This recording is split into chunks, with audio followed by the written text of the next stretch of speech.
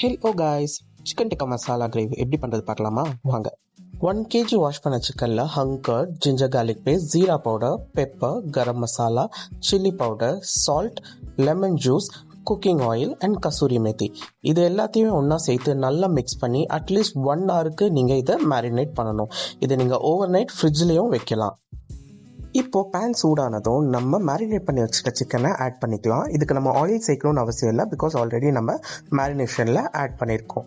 இது ஒரு நல்ல கோல்டன் ப்ரௌன் வர்ற அளவுக்கு நம்ம குக் பண்ணிக்கலாம். 70 to 80% வெந்தால் போதும். ஸ்மோக்கி ஃப்ளேவருக்காக சார்கோலில் கீ ஆட் பண்ணி அண்ட் லிட்டை க்ளோஸ் பண்ணி இதை தனியாக வச்சிடலாம். இப்போ கிரேவிக்காக ஆயில் சேர்த்துக்கலாம். ஆயில் கொஞ்சம் ஹீட் ஆனோடனே ஸ்பைசஸை போட்டுட்டு அண்ட் அது கூடவே நம்ம ஆனியனையும் சேர்த்துடலாம். ஆனியன் நல்லா வதங்கினதும் கொஞ்சம் லைட்டாக கலர் மாறினதுக்கப்புறம் நம்ம ஜிஞ்சர் கார்லிக் பேஸ்ட்டை ஆட் பண்ணிக்கலாம். ஜிஞ்சர் கார்லிக் பேஸ்ட்டோட பச்சை வாசத்தை போனதுக்கப்புறம் நம்ம அரைச்சி வச்சுருக்க டொமேட்டோ பேஸ்ட்டு இது கூட சேர்த்துக்கலாம்.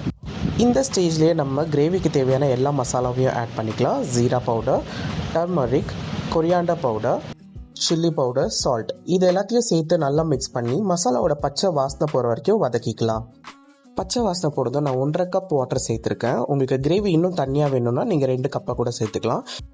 கிரேவி கலருக்காக நான் Kashmiri red chilli powder add பண்ணியிருக்கேன். நீங்கள் கலரும் யூஸ் பண்ணலாம், இல்லை நீங்கள் ஸ்கிப்பும் பண்ணலாம்.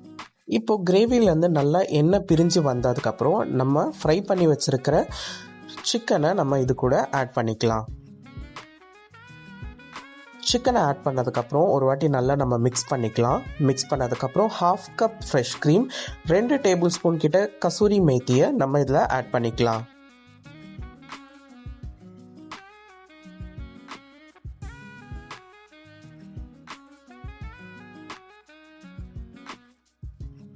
இந்த ஸ்டேஜில் டேஸ்ட் பண்ணி பார்த்துட்டு உப்பு காரம் ஏதாவது தேவைன்னா நீங்கள் ஆட் பண்ணிக்கலாம். இப்போ நான் லிட்டை க்ளோஸ் பண்ணி வச்சுட்டு சிக்கன் நல்லா வேகிற வரைக்கும் குக் பண்ணிக்கிறேன்.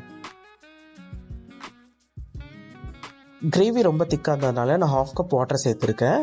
உங்களுக்கு கிரேவி திக்காக வேணும்னா நீங்கள் இதை ஸ்கிப் பண்ணிக்கலாம். இப்போ பார்த்தீங்கன்னா நல்லா எண்ணெய் பிரிஞ்சு வந்துருச்சு. இது ஒரு வாட்டி நல்லா மிக்ஸ் பண்ணிக்கலாம்.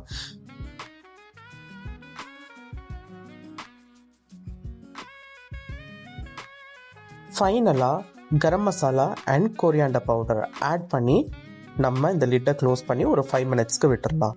நம்ம கிரேவி ரெடி ஆயிடுச்சு. இது நீங்கள் தோசை, சப்பாத்தி, நான் இல்லை கீ ரைஸ் கூட வச்சு சாப்பிட்டீங்கன்னா அடிப்பொலியாக இருக்கும். நெக்ஸ்ட் வீடியோவில் பார்க்கலாம். வட்டமாமா.